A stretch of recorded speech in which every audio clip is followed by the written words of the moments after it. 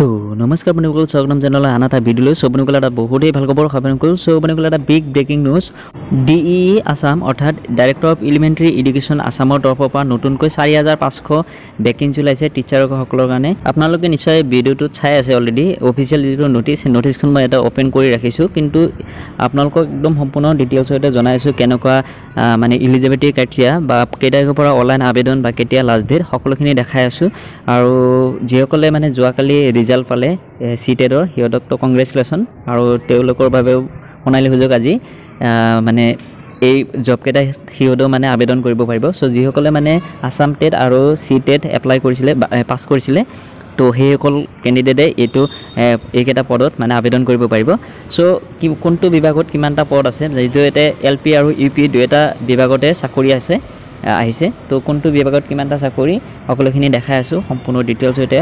ইয়াৰ বাবে আপোনালোকে কি কৰিব, প্ৰথমে আপোনালোকে আমাৰ যিটো অফিচিয়েল ৱেবছাইট newsapar.com আপোনালোকে গুগলত গৈ যদি চাৰ্চ কৰি পাই যাব, বা আপোনালোকে এই ভিডিঅ'টো ডেছক্ৰিপশ্যনত যদিও লিংক আছে, লিংকত ক্লিক কৰিলে আপোনালোকে ডাইৰেক্ট সেই আৰ্টিকলখন অ'পেন কৰি পাই যাব, মানে অ'পেন হৈ যাব।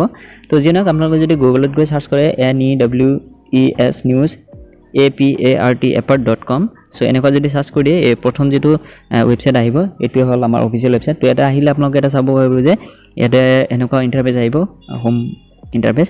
আৰু ইয়াতে চাওক যে পপুলাৰ কেটেগৰী আছে, জব কেটেগৰী। ইয়াতে চাব যে টিচাৰ ভেকেঞ্চি আছে লাষ্টত ইয়াতে কেটেগৰীত, বা আপোনালোকে ইয়াতে তলফালে স্ক্ৰল কৰিলে ইয়াতে চাব পাৰিব যে এনেও দিয়া আছে, ব্ৰেকিং নিউজত ইয়াতে দিয়া আছে টিচাৰসকলৰ যিটো ভেকেঞ্চি সেইটো, বা লেটেষ্ট জবতো দিয়া আছে। যিয়ে নহওক এটা আপোনালোকে জাষ্ট অ'পেন কৰিব লাগে য'ৰ পৰা আপোনালোকে বিচাৰে। তো আপোনালোকৰ যেতিয়া আৰ্টিকলখন অ'পেন কৰিব, ইয়াতে চাব পাৰিব যে DE LP UP teacher recruitment 2025 notification release for 4500 post, আৰু ইয়াতে লিখা আছে আপোনালোকে চাই আছে। তো যিয়ে নেকি এটা আপোনালোকৰ সম্পূৰ্ণ ডিটেইলছ দিয়া আছে, মানে DE LP টিচাৰ ৰিক্ৰুইটমেণ্টৰ বিষয়ে যিমানখিনি তথ্য আছে গোটেইখিনি ইয়াতে দিয়া আছে। চ' ইয়াতে আপোনালোকে ডিপাৰ্টমেণ্ট চাব পাৰিব যে director of elementary education DE Assam, আৰু টোটেল এটা ভেকেঞ্চি আপোনালোকৰ আছে 4500। পজিশ্যনটো আপোনালোকৰ এছিষ্টেণ্ট টিচাৰ হয়, LP আৰু UP অৰ্থাৎ লয়াৰ প্ৰাইমেৰী আৰু আপাৰ প্ৰাইমেৰী টিচাৰৰ বাবে। আবেদনটো online, category Assam government job location Assam. ইয়াতে আপোনালোকৰ লাষ্ট ডেট যিটো এপ্লাই কৰা সেইটো আপোনালোকৰ 31 মাৰ্চত আপোনালোকৰ লাষ্ট ডেট হয়।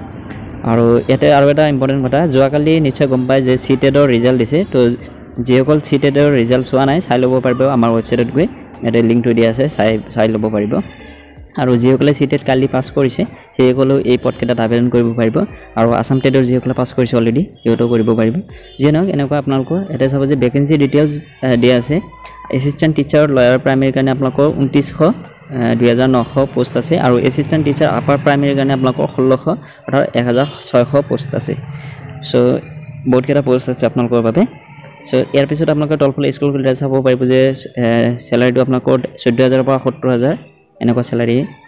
ইলিজিবিলিটি ক্ৰাইটেৰিয়া যদি চাই এইবিলাক আপোনালোকে চাই ল'ব আমাৰ ৱেবছাইটত আহি, ইয়াতে গোটেইখিনিও দিয়া আছে, মানে অফিচিয়েল ৱেবছাইটত নটিচতো চাব পাৰে, বা আমাৰ ৱেবছাইটত ভালকৈ দিয়া আছে, ইয়াতে আহি আপোনালোকে পঢ়ি চাব পাৰে। ইয়াতে এজ লিমিটটো নিশ্চয় চাই আছে, 18 পৰা 40 বছৰ বয়সৰ যিকোনো প্ৰাৰ্থীয়ে, মানে টেট কোৱালিফাই হ'ব লাগিব, অন্যথা নোৱাৰে। তো টেট কোৱালিফাই যদি কৰিছে আপোনালোকে আবেদন কৰিব পাৰিব। ইয়াতে এজ ৰিলেক্সেশ্যনো দিয়া আছে, 5 বছৰ 3 বছৰ 10 বছৰ এনেকুৱা। তাৰপিছত আপোনালোকৰ এডুকেশ্যন কোৱালিফিকেশ্যন ইয়াতে চাব যে এছিষ্টেণ্ট টিচাৰ লয়াৰ প্ৰাইমেৰীৰ কাৰণে আপোনালোকৰ কি কোৱালিফিকেশ্যন লাগিব। হায়াৰ ছেকেণ্ডেৰীত মিনিমাম আপোনালোকৰ 50 মাৰ্কছ থাকিব লাগিব, 50% মানে। DLED বা BEd এনেকুৱা আপোনালোকৰ ডিপ্ল'মা থাকিব লাগিব, 2 years মিনিমাম থাকিব লাগিব। তাৰপিছত আপোনালোকৰ আসাম টেট বা চেণ্ট্ৰেল টেট যিকোনো এটা পাছ কৰিব লাগিব, তেতিয়া আপোনালোকে এটা আবেদন কৰিব পাৰিব।